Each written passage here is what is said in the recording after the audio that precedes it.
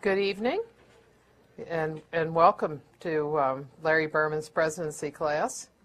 And you are part of now the White House Communications class at Towson University. And we began, our semester system works different than yours, and so we began in February. And we would like to welcome tonight Elaine Quijano from CNN. And she's going to talk to us about White House reporting from the angle of television and a cable news reporter. We've had wire, and we've had newspaper. We've had magazine reporters. We've also had internet and newspaper with Mike Allen was our guest last week. And we've also had the White House side from Tony Fratto. And so tonight we will enjoy talking to Elaine about how she does her work and how that compares with the kind of reporting techniques and strategies and interrelationships with the White House that others have had. Welcome, Elaine. Thank you.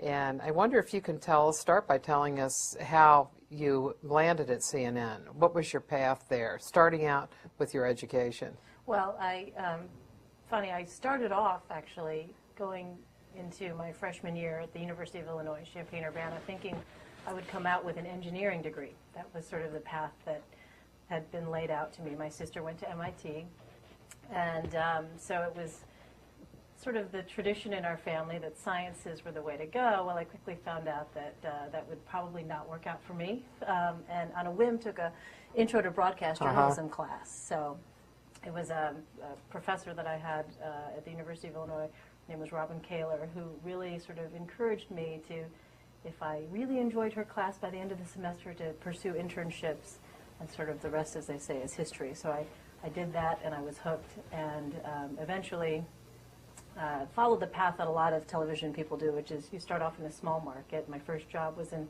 I like to say I worked at CIA, but it's WCIA, which stands for Central Illinois Area. Interesting factoid, Dana Perino, White House press secretary, also spent some time working at WCIA.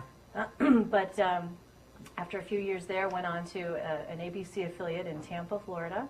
Spent some time there before coming to Washington in late 2000, where I started working for CNN News Source, which is the affiliate service for CNN, and eventually moved over to the network side, and eventually was asked to help out on the campaign trail back in '04. So that is sort of how I fell into the White House beat, and it was after sort of covering the White House off and on since '04, really, that I eventually was made an official sort of White House correspondent. So.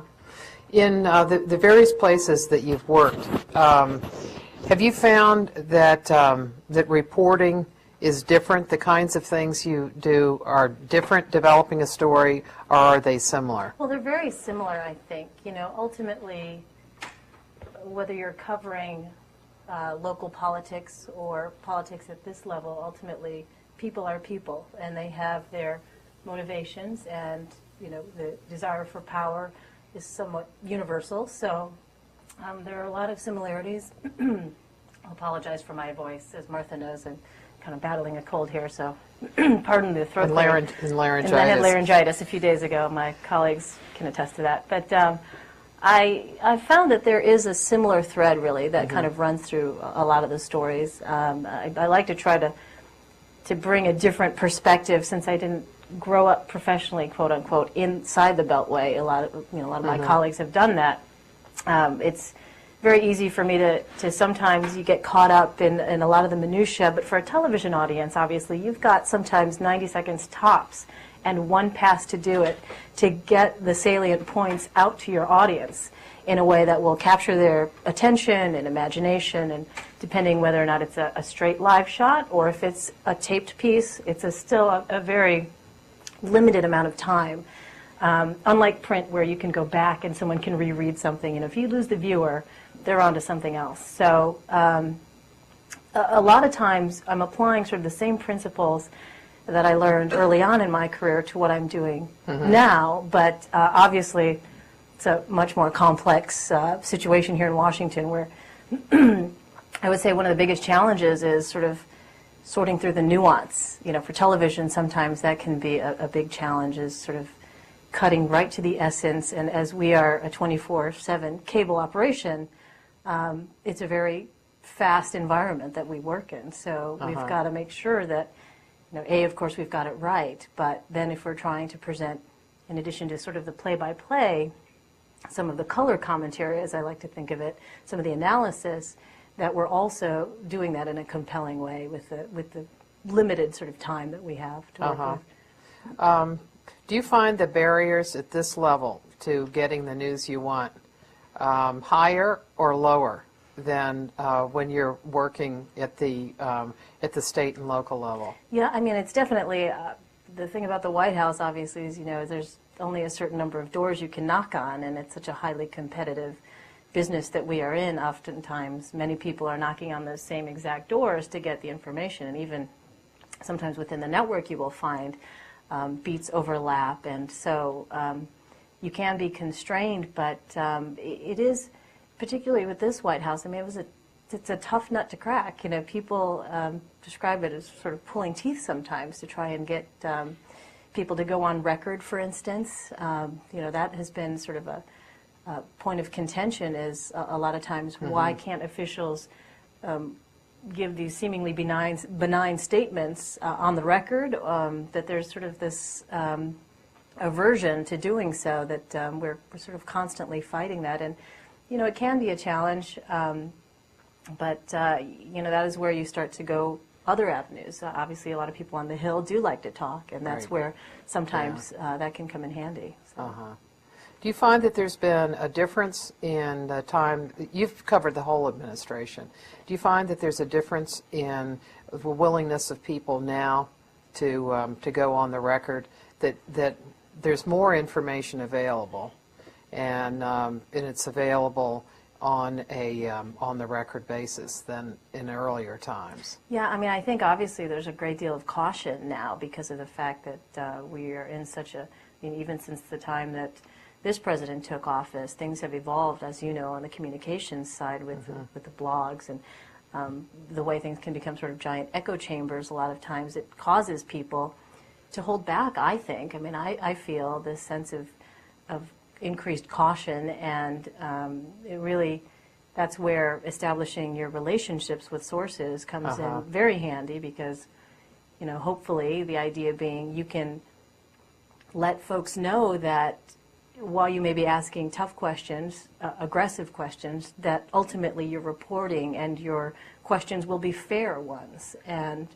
But it's a challenge. I mean, it's really a challenge. I think obviously there are people who feel they've been burned and they are very reticent to speak openly about things, or even on the background about things. But you know, we just have to keep trying. That it's a case of they feel that they've been burned, or that in the earlier parts of the administration there was a general understanding? Because I know I talked to a couple of senior people independently of one another when I asked them why they didn't bring out people in the briefing room, and, you know, bring out cabinet secretaries, bring out domestic policy, you know, the NSC advisor, although they did bring out Condi Rice in the beginning. And both of them said the same thing: there's only one newsmaker, and that newsmaker is the president.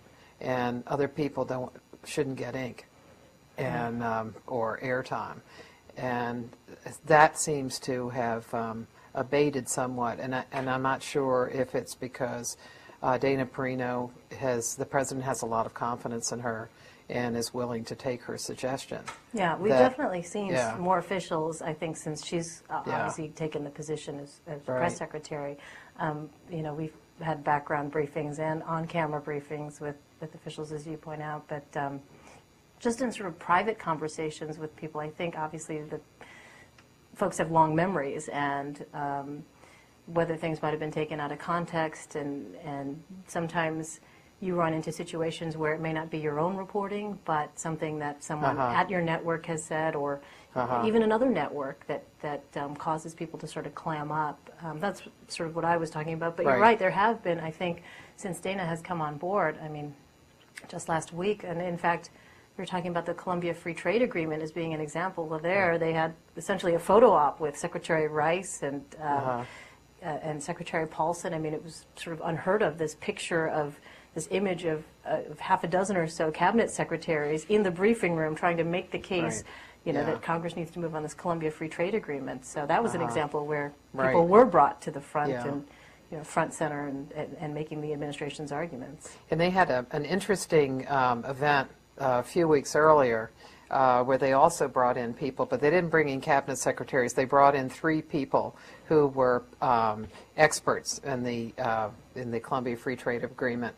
And one of the things that we've all noticed in the briefing room is they have plasma screens now, which aren't very often used.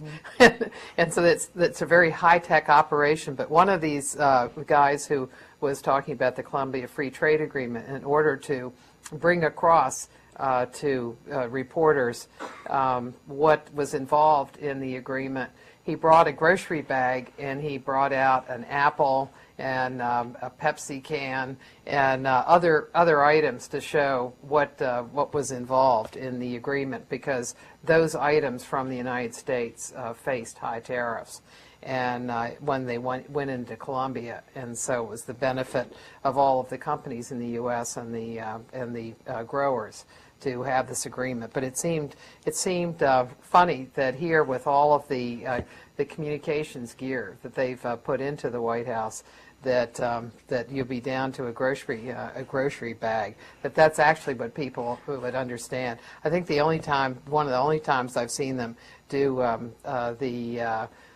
use those plasma screens is when the NCAA championship started, and the guys in the lower press office turned the screens around, put on the basketball for the day, and you got it. Yeah, I remember that. Dana got some applause from the crew guys anyway for that move. Do you find that there's certain kinds of stories that that the White House is interested in having you all use, that they are more willing to provide information?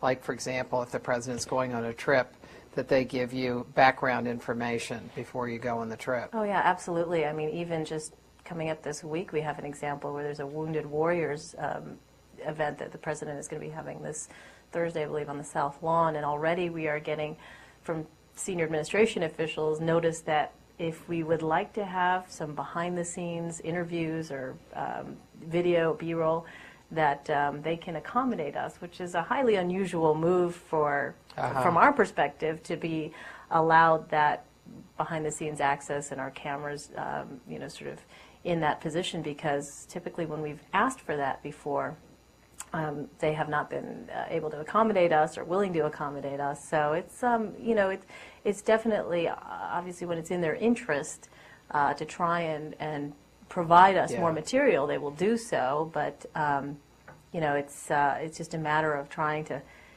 find a balance for us. If you know, we haven't decided what we're going to do, for instance, in that particular case, if there's what the story of the day is, because that's another issue too. Is oftentimes the message, obviously, that they want to be the message of the day is not necessarily what the rest of us in the briefing room are focusing on, as you know. And so therein can lie sort of the conflict as they try to steer the conversation one way, and it becomes very obvious over the course of the morning off-camera gaggle and then later on in the briefing that people's reporting is really going to be in another place. So. And at this point in a presidency, too, the story is often, it's out on the trail. I mean, we haven't had a presidential election that's been this competitive and interesting in a long time, at least since the 1968 election. So the White House is fighting a total lack of interest. So part of their strategy there may be that that they're just afraid they're not getting covered. Recently, Sheryl Stolberg of the New York Times wrote a piece that talked about the president's being invisible on issues related to the economy. And the word invisible appeared in the headline, and it was on the front page above the fold. And the White House just went into overdrive on that one. So one of the things that they've done in the second term that they didn't do in the first is that they developed a rapid response operation that they used during the campaign that's run by two young people. And it's amazing to me that two young people can crank out all of the stuff that they do. But when they get upset over something, they have an email that they call Setting the Record Straight. And the one that they sent out that day on her article was a real hair fire. I never saw a Setting the Record Straight that was that angry. They were livid. They were absolutely livid, and it was amazing because it really harkened back to the '04 campaign trail for me. It was sort of that sense of, as you said, rapid response. And here we have, the White House so obviously pointing to one report, one article, and the use of that word invisible, as you said, that really just did not sit well with them at all. So when you read something like that, does it tell you that when they get that angry, that it's because it comes from the president? Yeah, absolutely. I mean, I think there's no doubt about it. The fact that the push came so hard and so quickly with that, really, to me, it seems obviously to have struck a nerve because oftentimes if you'll get some pushback, you can kind of judge that perhaps they might be a little bit unhappy about something, but with this particular Setting the Record Straight, I mean, you could really feel the full force of the president behind that. And they obviously have been working hard to try and get the president out there. When it comes to the economy, it is, issue number one. CNN has sort of taken that as it's the name of our noon show, in fact, now on the weekdays, is issue number one, focusing on the economy because of the fact that voters obviously are looking at their pocketbooks, and it's going to affect, obviously, how they vote this fall. But for the president, obviously, he has been out there trying to get across his message that his administration is on top of things, not really making news necessarily, but essentially trying to sort of repeat certain mantras of, the checks are going to be in the mail on the economic stimulus package, things are going to get better, and then to have this article, and again, the use of the word invisible, essentially saying he's not been here on this issue. There's this sort of void of leadership on this issue. Really, it was something I think you could tell by the response. It was very, very raw. It was. It was throughout the whole message. Do you think, in part, it was because the president and his staff see the New York Times as driving news in a lot of areas, so that whether it's cable that takes cues from it, or the networks, because the networks do too. So they see an article like that in the New York Times as being particularly destructive, because it's not just people in New York that are reading it. It's going to go worldwide as part of the Times, but it also is going to get picked up as legitimate. It's the legitimacy that it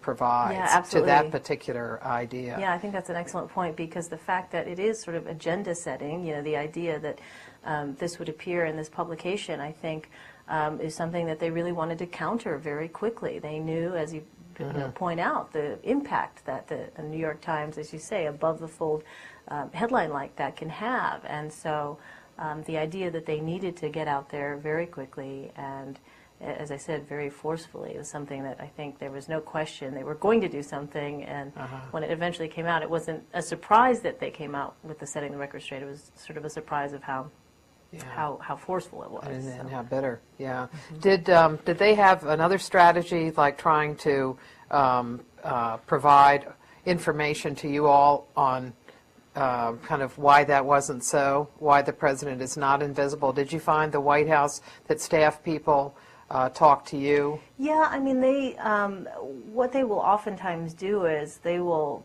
pick up the phone after we've been on a lot of times, which has happened, on many occasions, that after a certain report, if there is something that they take exception with, if there's something that they feel is left out, or if they feel as though you've somehow mischaracterized their position, they will be quick to let you know either via email or a phone call. And I've certainly had my share of heated conversations with people, not necessarily just with the folks who are in the press office now, but even, you know, prior to Dana being press secretary. Right. And it just sort of comes with the territory and is one of the realities of the 24/7 sort of cable cycle. You know, you're on sometimes when there's a big breaking story on the hour, every hour, and it's, you know, for us, for CNN, it's not just the domestic network, it's also CNN Headlines, or it's also CNN International, it's .com, it can be CNN Radio, so there are a number of avenues where your material is presented, and again, they certainly monitor very closely. A lot of times it gets back to you very quickly if they are not happy with your reporting. There's some people who have televisions that have four parts screen to their screen, so that they can keep up and make sure, and then they can hit one if they want to look at a particular report. Because I know in talking to Scott Sforza, his television, I forget how many screens it had, but but that was his deal. Yeah.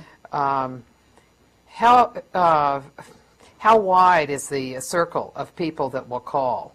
Do they have experts call?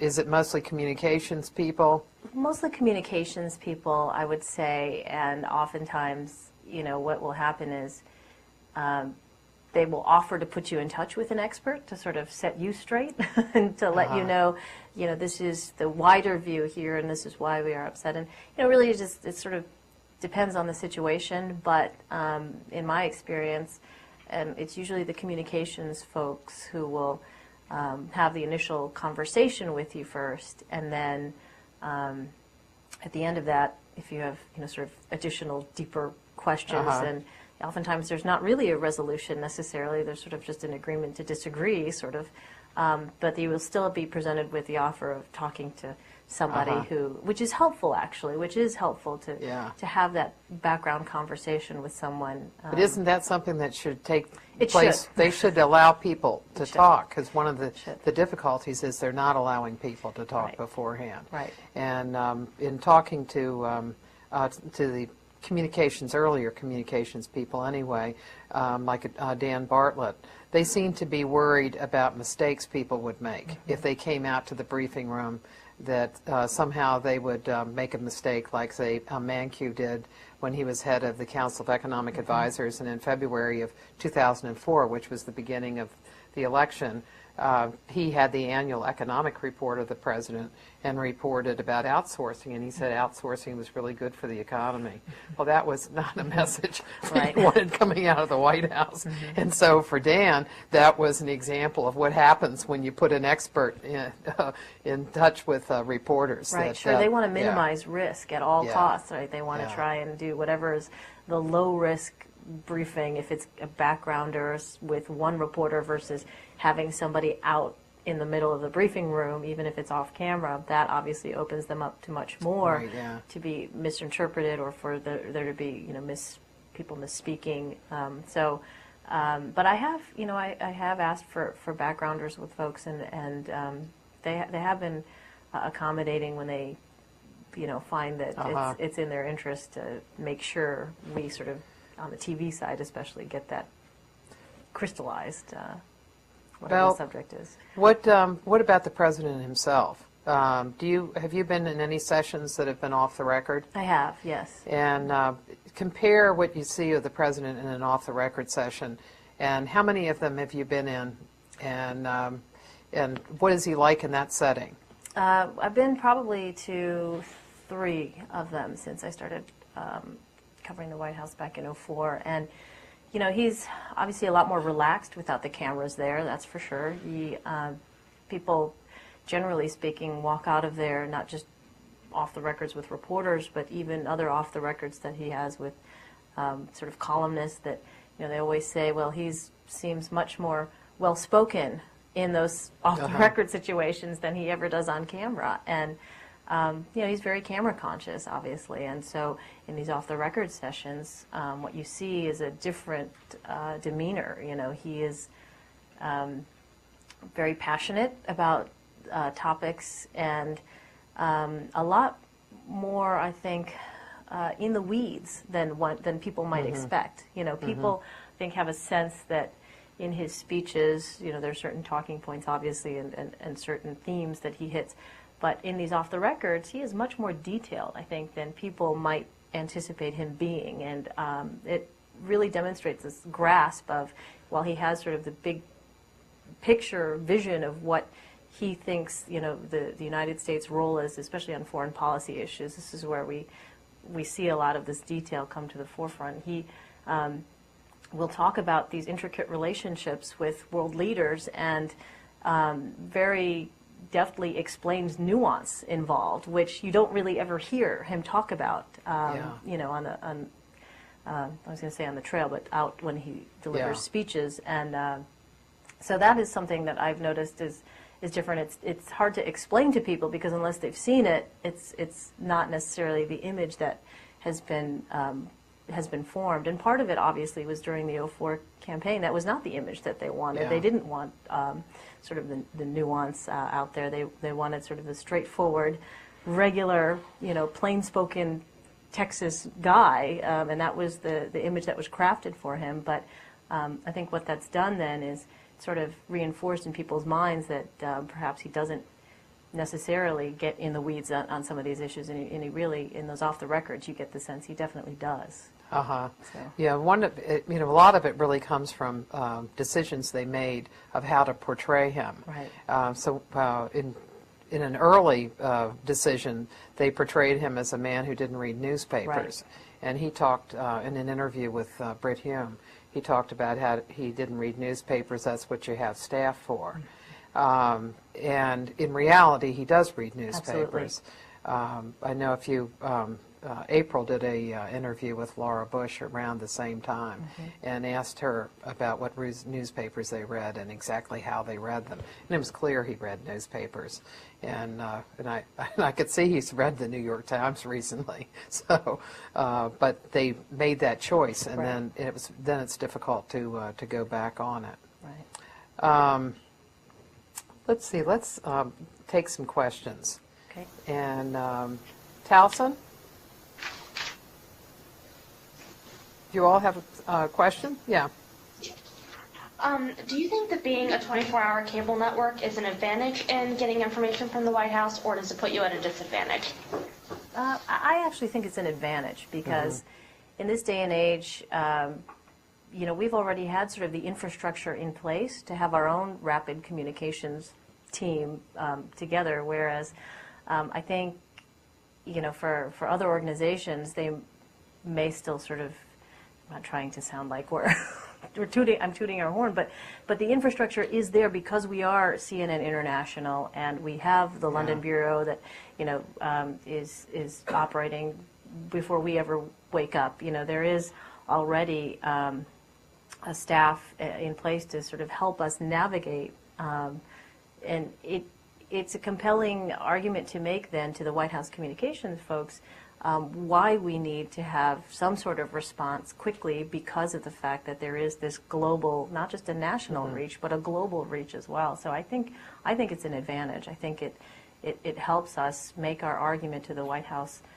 communications staff that some sort of reply, response, comment, reaction is needed when an issue arises. Yeah, one way you can see that in a practical way is at the White House during the day. If you walk into somebody's office and they don't have 4 screens on, that they're on Fox. If there is an international crisis of any sort or international issues that are up, they just flip it to CNN, and that's all over. It seems to be all over the White House.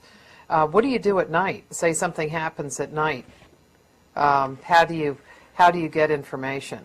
Well, it depends on, obviously, there haven't been too many where I've gotten a phone call in the middle of the night recently, but if it is something pressing that cannot wait, oftentimes I will find that White House communications folks will be up as well. So, firing off the email to them, or if it's a phone call, or you always try to start with the email, which is a less intrusive way of trying to get folks to respond. But generally speaking, I mean, I have had the experience where if it's certainly pressing and it is obvious that it's going to be driving the stories, the coverage the next day, I will get a response from folks. But it's rare that, like I said, I can't even recall the last time that that's happened. But it's certainly something that I think since Dana Perino has been at the helm, her BlackBerry skills are sort of renowned. So she understands that if we are calling her or emailing her or pressing her in the middle of the night, then that it's something major, that it's not just to kind of annoy her. So right.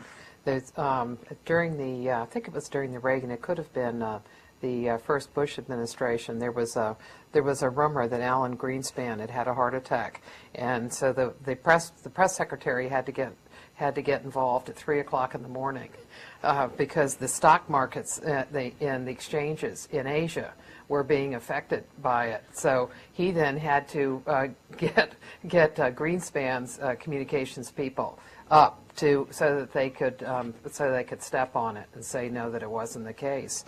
But there can be a variety of things in addition to international crises. It's an international crisis that one would not have anticipated. One thing I wonder if you can tell us, we have talked to a lot of newspaper and magazine people who are all talking about the difficulties they are facing with the loss of circulation. And that has happened with television, with some television networks as well. But CNN has been growing. Absolutely. And can you tell us what you think the factors are in that, and what CNN itself has done as an organization to try to bring that about? Well, I know that on the international side, for instance, CNN is broadening out to beyond just what has already existed in terms of more people in cities where they're going to be establishing bureaus now, and I think some more probably announcements are in the pipeline. But .com is another area where I think a lot of the success, while we haven't necessarily seen sort of any kind of effects, at least not yet, it seems, we're in a good position, CNN, I think, because our .com traffic is amazing to me. I think I saw the latest statistic was something like 30 million unique users a month. I mean, I can't. It's unbelievable to think of those kinds of numbers. You think about how many people are watching network news, and this is the number of people that are actually going to that site. So I think a lot of it is it's helping us on the TV side, because we are able to then push out more material in a lot of different on a lot of different platforms. We're not just providing what you see on air for the Situation Room. It's also sometimes a little blog item, or it's an interview that we've done that we're putting on .com.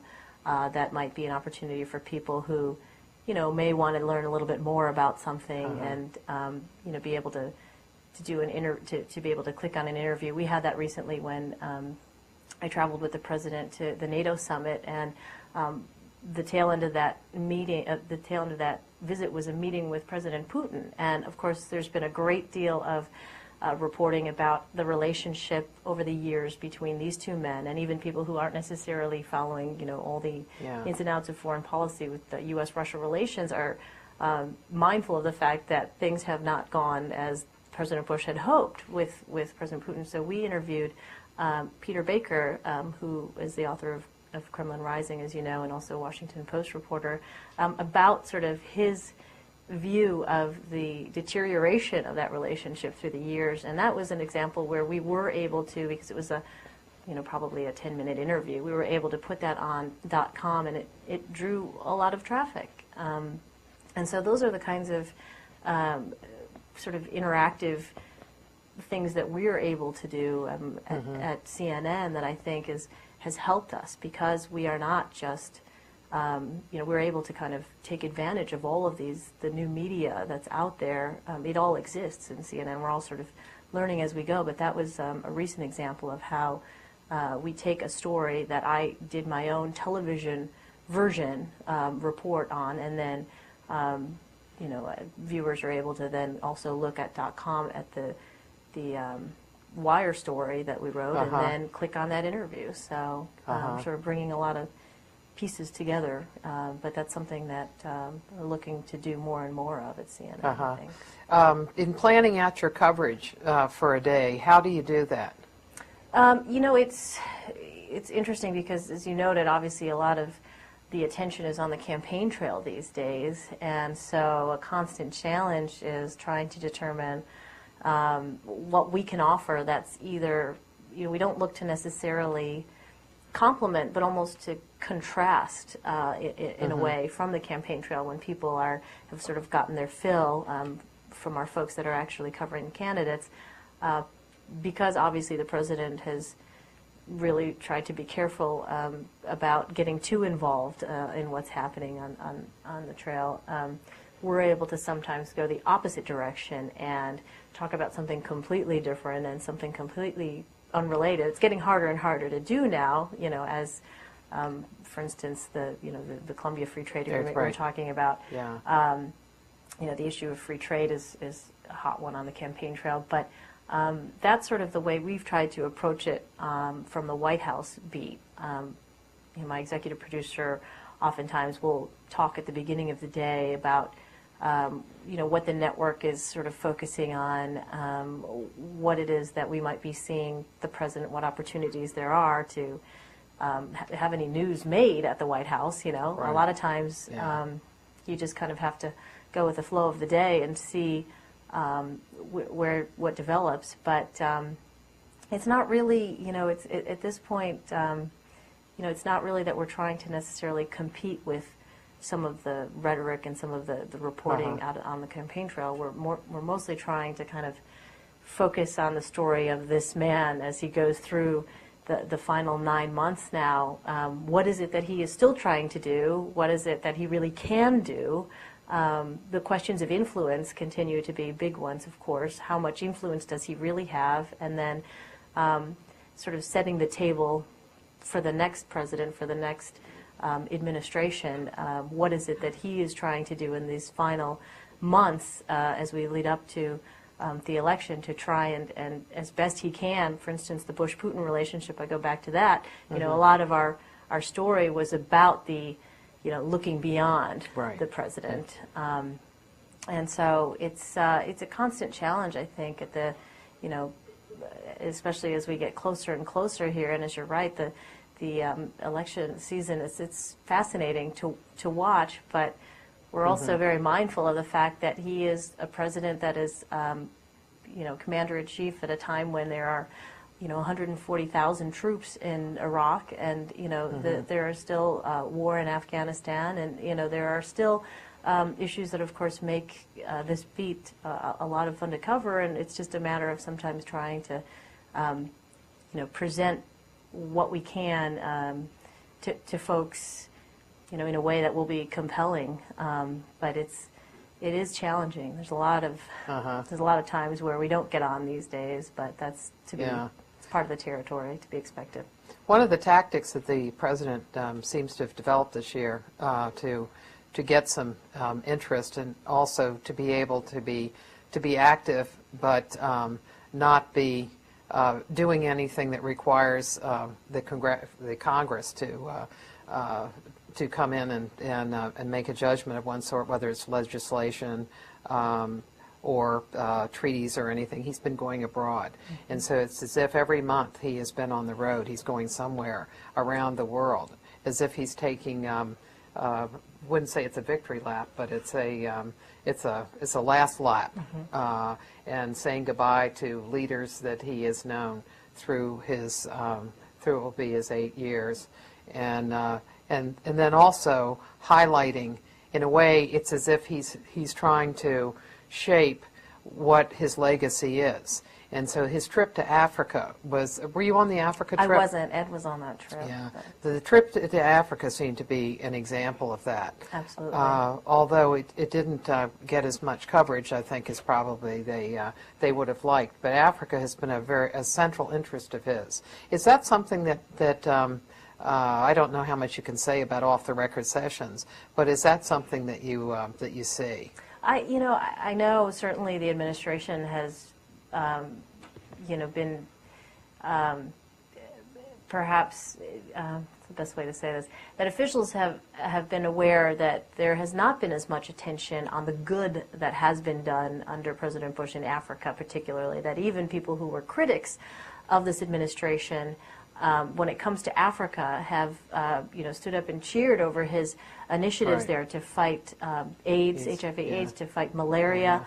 And I know from the reports that my colleague Ed Henry filed on the road, really this was an opportunity to try to highlight the good. This is what the president's goal was, really, is to kind of shine the spotlight on this, on the fact that really for pennies on the dollar, millions of lives are saved as a result of the actions that have been taken during the president's time in office. But it didn't get much play here in the United States. People obviously were tuning into other things, but I know my colleague Ed, he filed a lot of pieces for International on that, and I think the Bush administration understands that there are always going to be critics, but they definitely, I think, would have liked to have perhaps a little bit more coverage of that trip. But we certainly, I know from watching, we certainly did a lot of pieces, because there was also, in addition to that, just a lot of interesting color on that trip as well. And we have, in fact, in our White House unit at CNN, we've got one of the images that the president himself showed in talking about his trip to Africa when, I forget who the audience was exactly, but It was for the Leon Sullivan Award. That's right, that's correct. Yeah, that's right. at He the was doing the Wardman Park. slideshow, and Yeah. he showed the women in Tanzania who had these, I guess they were banners, or I'm not sure what to call them, but they were basically images of the president. Yeah. And they were wrapped around these women's bodies as sort of skirts, so that on their rears was the picture of the president. And it was one of those strange things that, unless you were there, you couldn't really understand the significance of it. But now we have one of those banners hanging up in our White House unit at CNN as a sort of as a reminder of just what a strange, funny world it is covering the President of the United States. But, there was a lot of opportunity there for some fun moments too, and I remember some of that being chronicled as well, seeing some of the coverage of that. But yeah, all in all, Africa has certainly been an area where I think the administration has always maintained that there has not been enough sort of coverage of the good that's being done there. Do you all have a question? Yeah. Hi, thank you for being here. I have basically a two-part question. The first is, you use the word "they" a lot when you were referring to the response from the administration, and I was wondering exactly who is they? Is it the press secretary? Is it the director of communications? Is it the president? And my second question is, I wanted to know the relationship between the director of communications and the press secretary. Who's more powerful? What exactly are their roles, and how do they intertwine, I guess? Yeah, well, I can tell you that the "they" is all of the above. You said, the press secretary, the communications director. It's really all of the above, because this administration, as you can attest to, is sort of notorious for message discipline, so that it is speaking with one voice, really, at all times. And if you get pushback, it is, in fact, the same pushback that you would get. It might be in different degrees, depending on who's pushing at the moment, but it's sort of all of the above. Now, my understanding, and Martha, you probably know a lot more about this than I do, but the way it operates is sort of the communications director oversees sort of the big picture sort of strategy, as well as some of the day-to-day stuff, but primarily is sort of the big vision kind of person. And then of course, the press secretary deals with all of us on the daily basis and what our inquiries are. But my understanding is that she essentially reports to him, or they kind of they have they have sort of that structure where she will, I guess, report to him, but you know, their roles are different. You know, I'm not talking to the communications director on a daily basis, but I, you know, certainly will be in communication with Dana Perino, perhaps on an almost daily basis. So, if you look at an organization chart of this White House, there's you could call it a communications czar, and that person is responsible for all of the presidential publicity. So whether it's media affairs that deals with regional and local press, or it's speech writing, or it's the Office of Communication, which sets up events, or the press office, all of that is under communications. And I think in a way the importance of that is that the job of communications is selling, it's persuasion. And the job of the press office has always been information. And so those two can clash. I mean, is the role of the press secretary to go out there and provide information that is in response to what reporters are asking, or is the press secretary's job to go out there and try to make a sale for the president? And generally, the press office has a much longer history. It was there way before the Office of Communications, which came in 1969. And so when it came in the Nixon administration, Nixon wanted to see communications drive the press office because he wanted it to reflect the priorities of the president. And I think that once you have televised daily briefings, then the White House is much more interested in using the press office not just for information, but for persuasion. And so that battle plays itself out, because what reporters want from a briefing is information that's in response to what they want. They don't want to talk about what the White House wants to talk about necessarily, but rather what their stories are and what they think is of interest. And so there have been much more of a battle, I think, once the briefing went on camera in January of 1995. But you think of those two offices and those two operations as kind of separate from one another, with the press office being daily information and the Office of Communications being more of the persuasion operation. And if you look at it over the years from, say, 69 forward, when there have been two offices, in Democratic administrations, that you usually had the A-team in the press office, and those two operations were separate. Like, say, in the Clinton administration, the Office of Communications wasn't telling the press office what to do. You would have pretty separate. I mean, they coordinated on some things, but it was not close in the same way. There was no overall communications person. The chief of staff was the one who would be involved in he would have a deputy that would be involved in communications. So, say when Leon Panetta was the chief of staff, he himself was involved in communications. But later, when Erskine Bowles is chief of staff and not interested in communications, his deputy, John Podesta, was. And so he was involved in all of the setup of events and involved in the press office operation to some extent, too.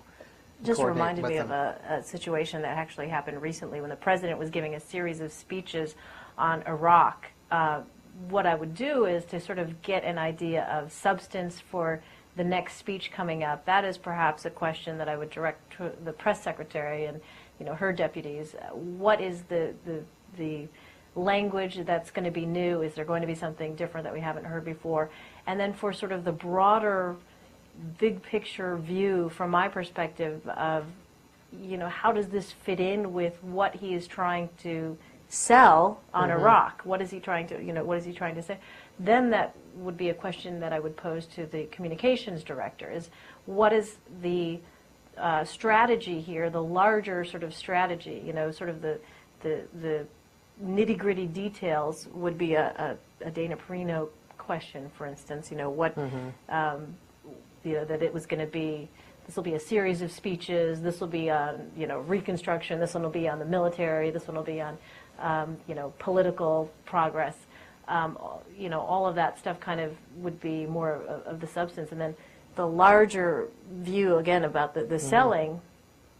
Is it working? Why does he feel like he needs to necessarily break it down into 3 components here? What's your thinking on breaking it down into 3 pieces here, 3 chunks?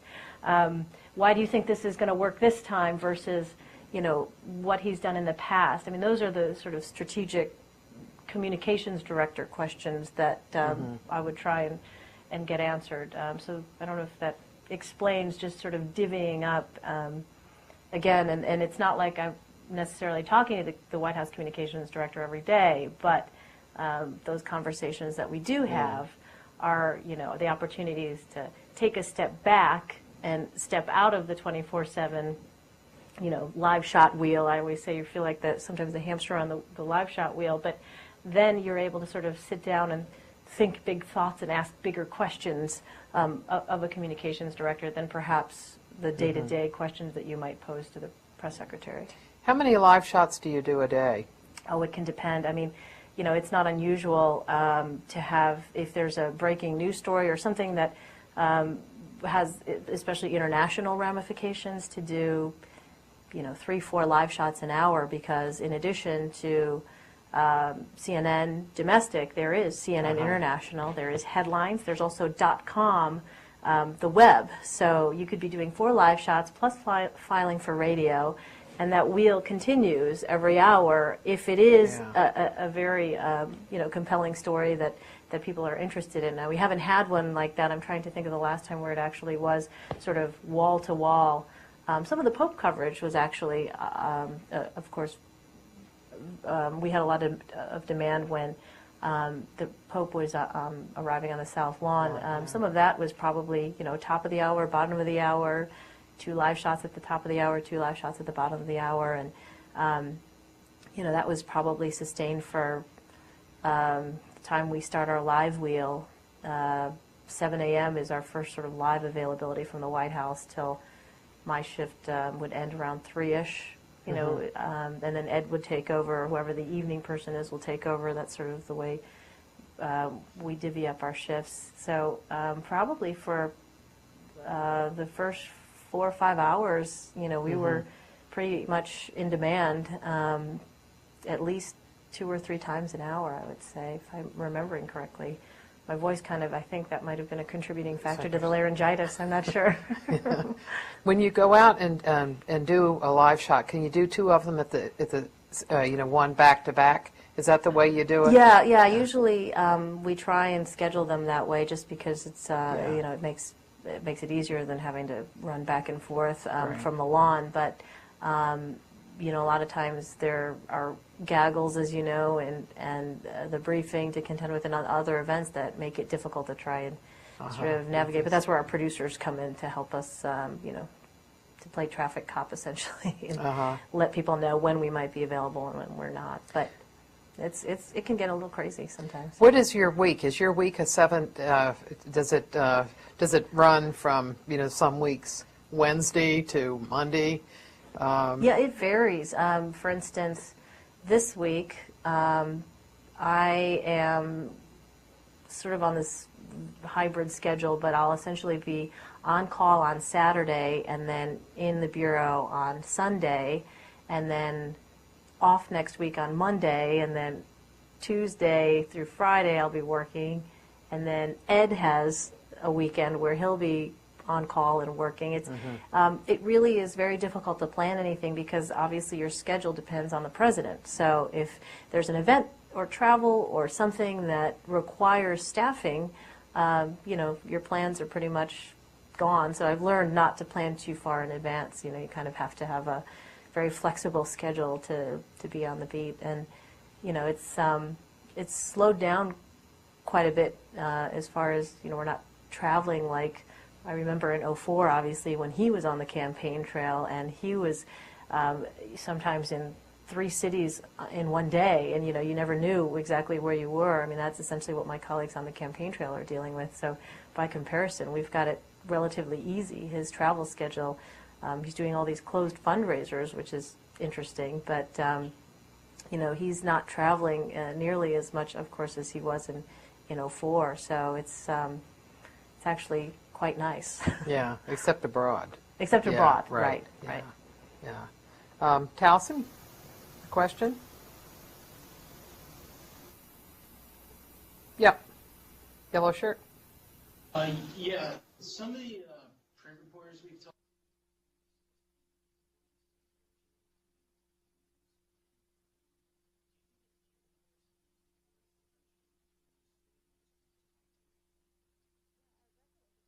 Because we were talking about this before. Obviously, it's the lines have been blurred in such a way that people are asking, as they should, I think, questions about what constitutes news and where the line should be. I think that I can tell you what we do at the White House, obviously, is we try to present sort of very straightforward facts and some analysis, of course, as well, but it's sort of a different environment that we operate in now, where opinions do get the ratings. People who are out there giving their commentary, people respond to that, but I think generally speaking, what we try and do is to not do that. We in our unit, we try to really make sure that what we are giving people falls under the category of news and perhaps analysis, but doesn't cross that line into commentary. That's not our role. We sort of leave that to others to try and do. Do you find that that what others have done on your network can end up affecting you? Like, for example, let's say last week Jack Cafferty talked about China and the Chinese government in a very unflattering and derogatory manner, and the Chinese government is really upset about it. Does the White House come to you all at all about a situation like that? Does anybody refer to it, try to do anything about it? I can't say that I've heard of any kind of fallout on that particular issue, but I know in the past, certainly things that have been said on our network, of course, will come back to us, with White House officials taking issue with something that someone else has said, in which case it's a very delicate sort of situation where you have to try and obviously hear out the grievances and, at the same time determine what your role is. Is it really just sort of being a conduit for that information then and taking it to the appropriate people? A lot of times that's what we do, and that's what we try and tell them, is that really, we'll certainly take their comments and criticisms and concerns and present them to the appropriate folks, but unless it's something that specifically we have said, we in the unit, have said, it's very difficult to have an extended conversation about something that has happened sort of outside of us. Right. So you could just give them Lou Dobbs's phone number. That's right. Here's the email address that you're looking for. That's right. That's right. Yeah. You said earlier that George Bush often seems much more articulate and seems to have much more nuanced opinions and a much more detailed understanding of world events when he's not in front of the cameras and on these off-the-record sessions. Given the fact that this 24-hour news cycle world that we live in right now seems to put him at a disadvantage all the time, do you think that he would have been able to better connect with the public or present a better image to himself in eras past when radio was the main means of communication, or print was, or even previous times before that when it wasn't this sort of you're always on camera all the time kind of news culture? Well, that's a fascinating question. I never really thought about that. It's such an interesting way to think about that, because certainly, as we all know, cameras have an effect on anybody, whether you're just a regular citizen or the President of the United States, but it certainly magnifies things, doesn't it, in a way that, of course, radio and print don't necessarily. I'm not sure. I think that it would be fascinating if there was some way to kind of put him in that position and see it. It definitely in this YouTube era as well. That is another factor that sort of, I think, has perpetuated, generally speaking, people's sort of fears of being on camera. But it definitely, I think, from what I have witnessed in the off-the-record sessions, it might be a different perspective that we all have, but at the same time, as Professor Kumar pointed out, it was also an image, a television image as well, that was created as part of his re-election bid, as part of his election bid. This was something that was used. Television was a medium that was used by the campaign, by the president, in order to get him into office in the first place. So while there might be an argument to be made that, okay, television might in some part be to blame for somehow distorting his image of who he is, at the same time, they, of course, have, the administration, the campaign, have also sought to use that very same medium to their advantage.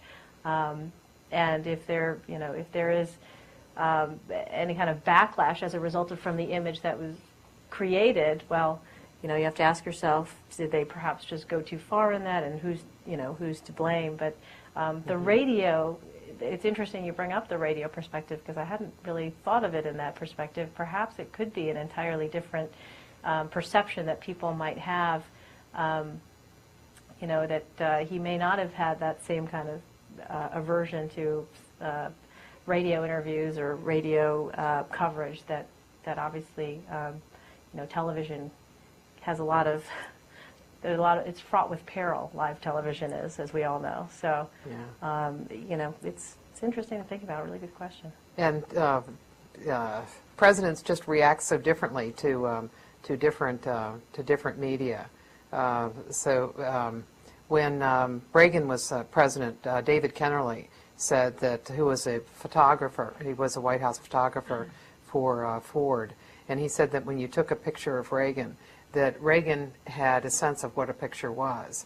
And so if you went in the Oval Office to take a picture, he would pick up a pen, he would do something so that it was an action shot. But he said when you put the camera down, he said it was like the life went out of him. And he said with George H.W. Bush, when you picked up the camera to take the picture, it was like the life went out of him. And you put it down, and then he came to life. Well, and that's an interesting point, because there's also, obviously, President George W. Bush has, as part of his experience, the knowledge of what happened with his own father, with in terms of media portrayals and such. So all of that, I think, has come into play in terms of perhaps an idea that television is not everything it seems. That there's a sense of artificiality there that I think he probably, the current president, doesn't really necessarily respond well to. There's a sense, of course, in the briefing rooms for a time before Dana, I think things have subsided now that Dana is at the helm, but certainly there was a sense of almost daily confrontation sometimes in the briefing room, exchanges that I know some senior officials saw as obvious grandstanding on the part of some of my colleagues in the television world, that it wasn't necessarily the journalism that was at play there, that it was more about sort of kind of putting on a show. And I think there's that element, but the idea that certainly images can be made or broken based on a picture, he's very sensitive to that, I think. Yeah, so. And one of the rules that Karl Rove has had, even not just as Bush the candidate, but Bush the president, is that you win the picture. And that's when you win a news cycle, is if you've won the picture. And so they've put a lot of attention on television and how to provide the best shots, whether it is putting a background so that you know what the president is saying, even if the sound is off on a television. They wanted people to be able to know what he's talked about. I remember that from the '04 campaign quite clearly. Yeah. I mean, you didn't even need to turn the sound up, as you said, to know that the president's message of the day was, strengthening Social Security, or, it was very clear because literally the wall behind him would be plastered with the phrase every few feet or so. It's no detail was too small for them, whether it be the audiences involved. Also, I remember that from the campaign trail as well, that oftentimes the backdrops would be, of course, friendly audiences, because this is a White House that understands images do matter, and so no detail was spared. Yeah. Towson? Yep. You said earlier that sometimes your stories get bumped. I was wondering, who decides that? Is there like a chain of command, or like one omnipotent editor or something? Yeah. Oh no, I wish it was that simple. No, it's a complex thing, actually. I mean, I hate to sound like I'm, sidestepping the question, but it really sort of just does depend on a lot of things. The fact that if it happens, let's say, closer to Situation Room time, for instance, there's one set of producers that deals with that show, and in essence, Wolf and his producers will make the editorial decisions. If it's something that happens in the American morning hours, there's another set of producers, but sometimes it's just outside events that nobody can control. I mean, if there's compelling breaking news happening somewhere, heaven forbid a school shooting, something that, completely overshadows whatever the story is that we were working on, it's quite conceivable that they will float us, as they like to say, and then they'll float us right out of the show. So, they'll tell us, well, we'll come to you, and then the next thing you know, it's the hour is over and you've not been on. But I mean, that's just the nature of, again, the cable news operation. You have to kind of go, you have to be very flexible, and they go where the most compelling pictures are sometimes, and the stories are. And if it's you're covering a speech that the president has made where he's not necessarily made news, but it might be interesting enough for them, and they weren't necessarily drawn to that story in a very compelling way, but they thought, well, this is the president going on record about the economy again, we should have that. Perhaps that might be bumped depending, on breaking news. It's just a variety of factors, but there's not one overarching voice of authority on that. It really is just situationally dependent. Mm-hmm. Yeah.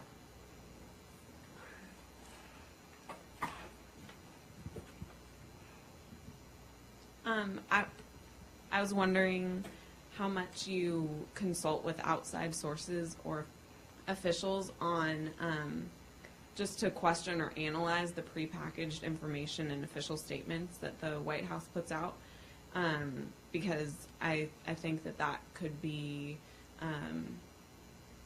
it just in the 24/7 environment that could be a tendency, and you might not have the opportunity to analyze that, and therefore just push a straight White House agenda. And I was wondering how you deal with that. Yeah, no, that's a great question, because it is something that has been a challenge, is trying to make sure that you do have outside perspectives and you do have outside voices, whether they come from the Hill or a think tank or somewhere completely different. But what we've done in our unit, and I think we do this well, is we're able to look ahead. We've got a team of producers that is always looking at the schedule to see what's coming up, what agenda item might be highlighted, and who the outside perspectives might be that we need to get. If it's not on camera for an interview necessarily, then at least it's a background conversation that can be set up with us, so that going into that day, we're not completely at the mercy of whatever it is the White House messages, so that we're always making sure we have a critical eye towards whatever the issue is. It's not just this singular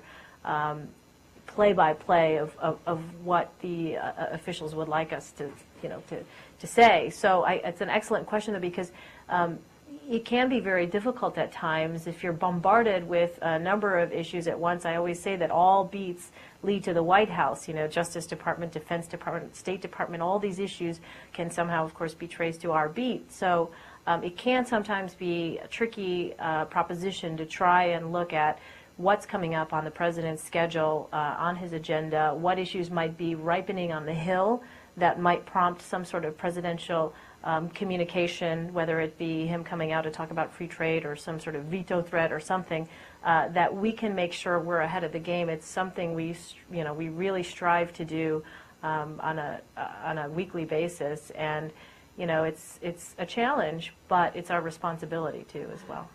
Yeah. Let's take one question from each place, and then let Elaine go. I haven't been coughing too much, so. No, you sound good. So I hope you hold Good out while for we're tomorrow. Yeah. So Taliesin, one last question. Do you think it is important to cover the vice president? I think it's absolutely important to cover the vice president, especially this vice president. But, and this is the point of contention that has really sort of made us want to pull our hair out sometimes. This vice president operates, his communication staff operates completely separate from what we on the White House beat deal with our contacts in the press office on a daily basis. There's a separate communications sort of team in place, and it's talk about difficult to try and extract information from. Boy, that is a really tough nut to crack. I mean, it's a very small circle of people, and we don't get the vice president's schedule, unlike the president's schedule, which we get. We get it sometimes not. More often we don't.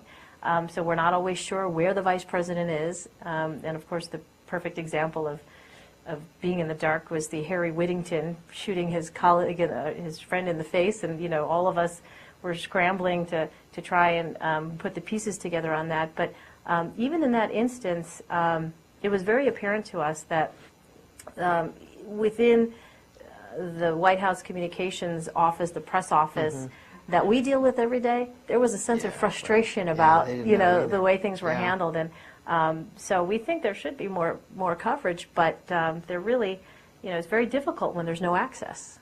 So. And the Washington Post got a Pulitzer Prize for a series that it did on Cheney, and it took them over a year, 2 reporters over a year, to develop the stories that they had. So it gives you some idea how impenetrable it is. But on the other hand, if you look at the memoranda that were submitted in the Lewis Libby case, and you look at those memoranda and some of the notes of people like Kathy Martin, who now had worked for Cheney, and now she's in the West Wing. But you look at those memoranda, and you see that they have press strategies that included regular White House correspondence. A question here? No? Okay. Well, thank you very much, Elaine. Okay. Oh, no. Okay. No, after reading the Sunday New York Times, which one of you gets to go to Crawford for the wedding? That's what I want to know. And have you been, is there, this is another example of control of news, right? That is there's been almost nothing released.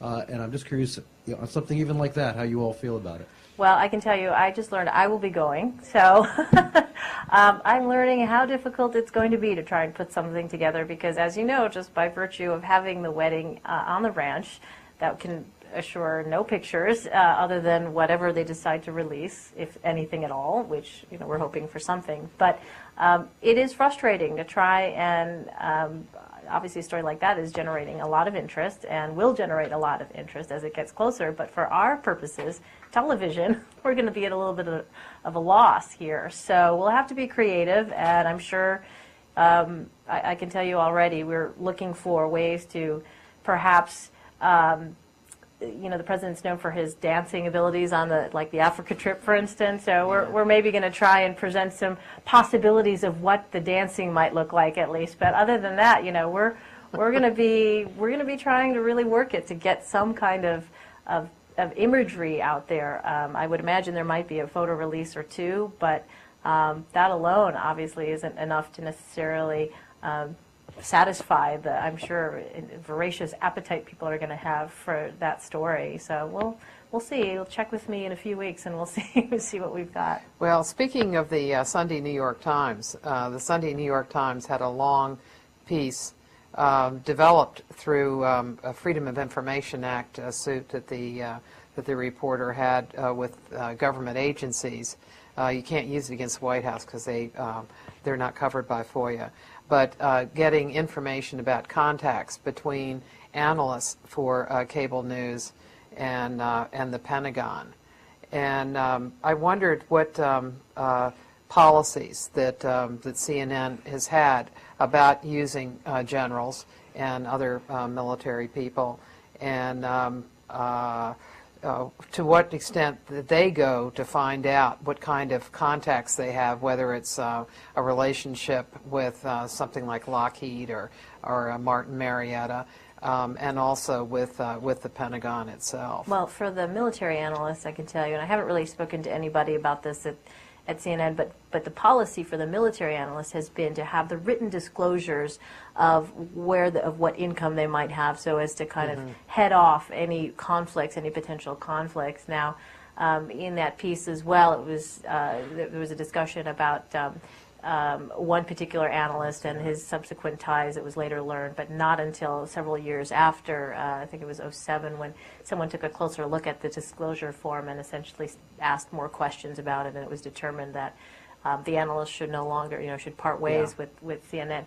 I can tell you now, I'm sure that there will be a lot more scrutiny when it comes to looking at these written disclosures, but it is a difficult situation because, to a certain extent, you're of course relying on those on the ability, on the trustworthiness of those people to come forward themselves and disclose that they've got these written disclosures, but it may not be readily apparent at first glance what exactly the ties might be or potential conflicts of interest might be. But I'm sure now there will be a lot more scrutiny, a lot more attention paid to those written disclosures. Mm-hmm.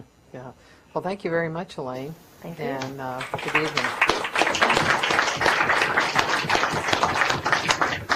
I wanted to tell you all that Saturday is the White House Correspondents Association dinner. And in addition to having a comedian and having the president speak, they give out awards for White House reporting. And two of the people that we've had this semester have received awards. Alexis Simendinger of National Journal is receiving the Aldo Beckman Award for comprehensive coverage of the White House and of the presidency. Deb Reekman of Associated Press is receiving an award for spot news coverage, and Ed Henry, your colleague Ed Henry, is receiving the third award. Yes. Glad to see it. And if you've missed their interviews, the interviews that Deb and Alexis did, you might want to look at them. So, thanks very much, Elaine. Thank you. Good evening, and welcome to Larry Berman's presidency class.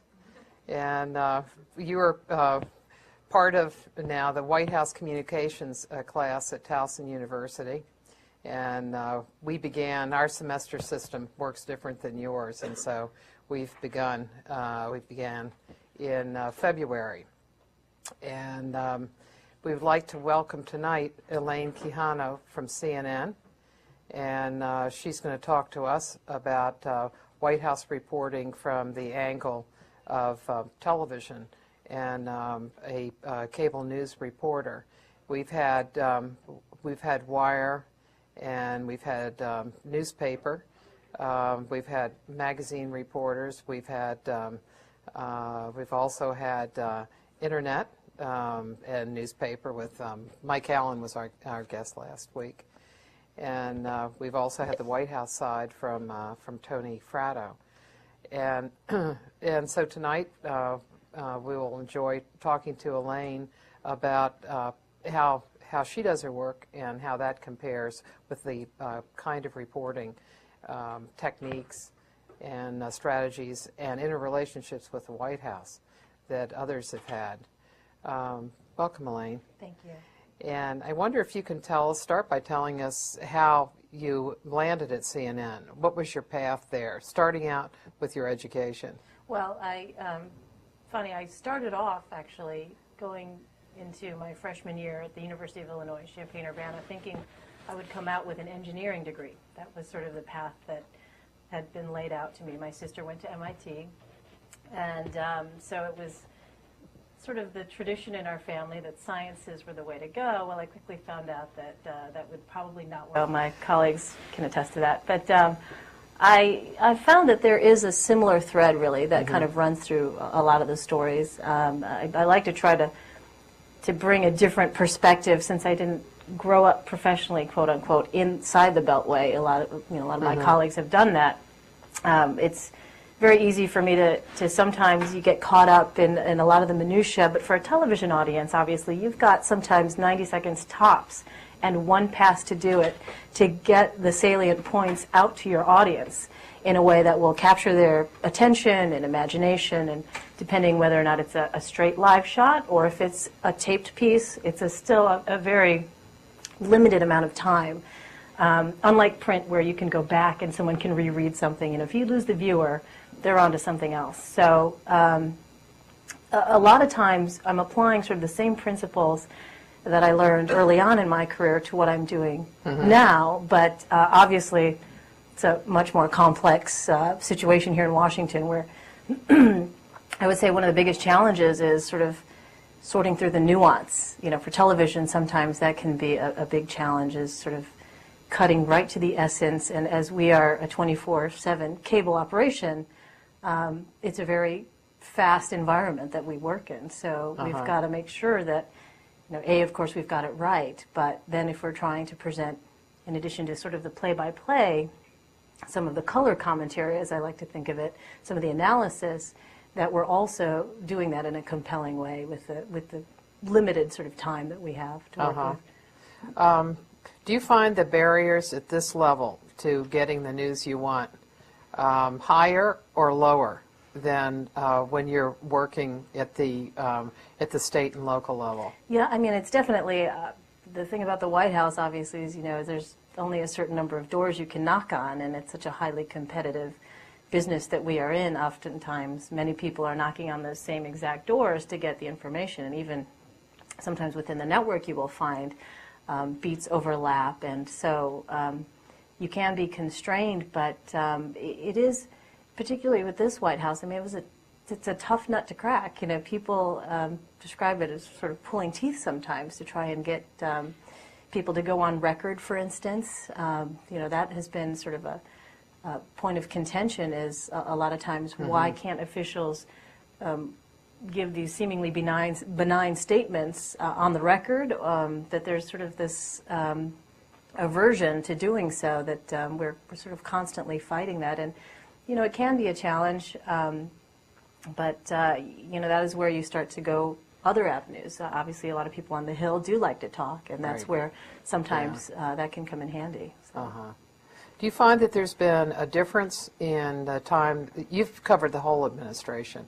Do you find that there's a difference in the willingness of people now to go on the record, that there's more information available, and it's available on the record basis than in earlier times? Yeah, I mean, I think obviously there's a great deal of caution now because of the fact that we are in such a, even since the time that this president took office, things have evolved, as you know, on the communications side with the blogs, and the way things can become sort of giant echo chambers. A lot of times it causes people to hold back, I think. I mean, I feel this sense of increased caution, and it really, that's where establishing your relationships with sources comes in very handy, because, hopefully the idea being you can let folks know that while you may be asking tough questions, aggressive questions, that ultimately you're reporting and your questions will be fair ones. But it's a challenge. I mean, it's really a challenge. I think obviously there are people who feel they've been burned and they are very reticent to speak openly about things, or even on background about things. But we just have to Do you think keep trying. that it's a case of they feel that they've been burned, or that in the earlier parts of the administration there was a general understanding? Because I know I talked to a couple of senior people independently of one another when I asked them why they didn't bring out people in the briefing room and bring out cabinet secretaries, bring out domestic policy, the NSC advisor, although they did bring out Condi Rice in the beginning. And both of them said the same thing. There's only one newsmaker, and that newsmaker is the president. And other people shouldn't get ink and or airtime. And that seems to have abated somewhat. And I'm not sure if it's because Dana Perino the president has a lot of confidence in her and is willing to take her suggestion. Yeah, we've definitely seen yeah. more officials, I think, since she's obviously taken the position as Right. press secretary. We've had background briefings and on-camera briefings with officials, as you point out, but just in sort of private conversations with people, I think obviously the folks have long memories, and whether things might have been taken out of context, and sometimes you run into situations where it may not be your own reporting, but something that someone at your network has said, or even another network that causes people to sort of clam up. That's sort of what I was talking about. But you're right, there have been, I think, since Dana has come on board, I mean, just last week, and in fact, we were talking about the Columbia Free Trade Agreement as being an example. Well, there, that worked out for me, and on a whim took a intro to broadcast journalism class. So it was a professor that I had at the University of Illinois. Her name was Robin Kaler, who really sort of encouraged me to, if I really enjoyed her class by the end of the semester, to pursue internships, and sort of the rest, as they say, is history. So I did that, and I was hooked, and eventually followed the path that a lot of television people do, which is you start off in a small market. My first job was in, I like to say I worked at CIA, but it's WCIA, which stands for Central Illinois Area. Interesting factoid, Dana Perino, White House press secretary, also spent some time working at WCIA. But after a few years there, went on to an ABC affiliate in Tampa, Florida. Spent some time there before coming to Washington in late 2000, where I started working for CNN News Source, which is the affiliate service for CNN, and eventually moved over to the network side, and eventually was asked to help out on the campaign trail back in '04. So that is sort of how I fell into the White House beat, and it was after sort of covering the White House off and on since '04, really, that I eventually was made an official sort of White House correspondent. So. In the various places that you've worked, have you found that that reporting is different? The kinds of things you do are different, developing a story, or are they similar? Well, they're very similar, I think. Ultimately, whether you're covering local politics or politics at this level, ultimately, people are people, and they have their motivations, and the desire for power is somewhat universal. So there are a lot of similarities. I apologize for my voice, as Martha knows. I'm kind of battling a cold here, so pardon the throat. And laryngitis. And I had laryngitis a few days ago.